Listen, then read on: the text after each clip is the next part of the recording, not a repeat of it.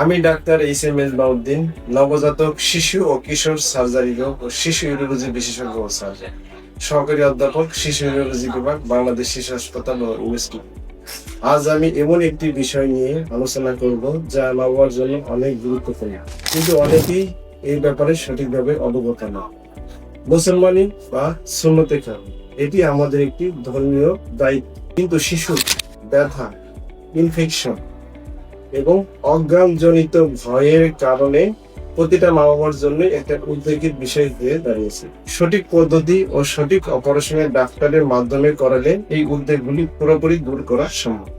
আজ আমি আপনাদের জানাবো কসমেটিক সুন্নতে খাতনা, যেটা আধুনিক এবং ব্যথাবিহীন, অজ্ঞান না করে, ঘুম না পাড়িয়ে নিরাপদ পদ্ধতিতে করা যায়, যা বর্তমানে সবচাইতে নিরাপদ ও উন্নত সলিউশন হিসেবে বিবেচিত হচ্ছে।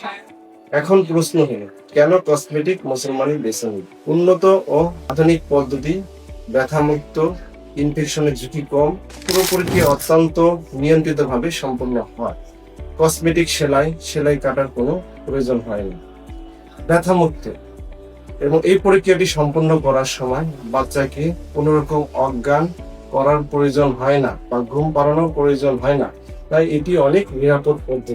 পুরো প্রক্রিয়া সম্পন্ন করতে 10 থেকে 15 মিনিট সময় লাগে। এই প্রক্রিয়ার সময় কোনো ব্যথা না থাকায় শিশুর মনে ভয় বা ট্রমা তৈরি হয় না, যা বাবা মায়ের জন্য অনেক স্বস্তিদায়ক বিষয়। আপনার সন্তানের মুসলমানি যেন হয় নিরাপদ, ব্যথামুক্ত ও কসমেটিক্যালি পরিপাটি, এটাই আমাদের লক্ষ্য।